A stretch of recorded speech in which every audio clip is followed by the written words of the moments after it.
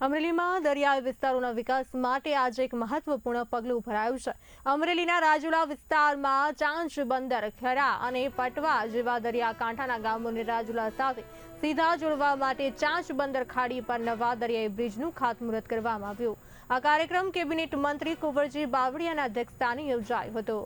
રાજુલા જાફરાબાદના ધારાસભ્ય હીરા સોલંકી દ્વારા વિકાસની નવી કેડી કંડારીને 85 કરોડના ખર્ચે બ્રિજનું ખાતમુહૂર્ત કરવામાં આવ્યું।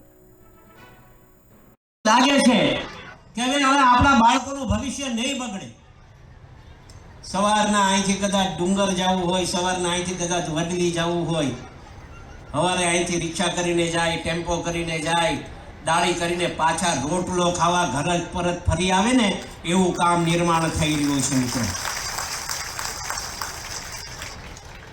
ગુજરાત રાજ્ય સરકારનો આ એક જ રસ્તોની બાબત નથી મિત્રો।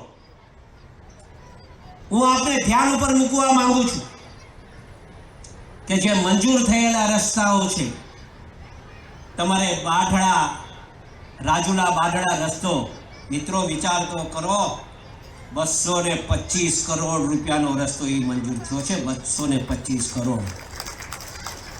તમારે આ પુલ છે ને, એ 93 કરોડની વહીવટી મંજૂરી આપી છે। 85 કરોડ રૂપિયા તો મંજૂર કરી દીધા છે। કરી કાઢો 85 કરોડ રૂપિયા।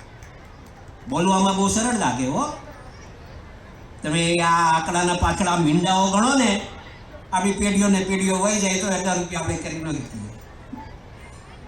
85 કરોડ રૂપિયા તો ચાંચને આપ્યા। મિત્રો, મને ગર્વ સાથે કહેવાનો આનંદ થાય છે, આ 4 નાળાથી જાફરાબાદનો રસ્તો છે ને, એ 143 કરોડ રૂપિયાનો મંજૂર થયો છે। 143 કરોડ રૂપિયા આંકડા તો માનો। 225, 143 હમણાં જ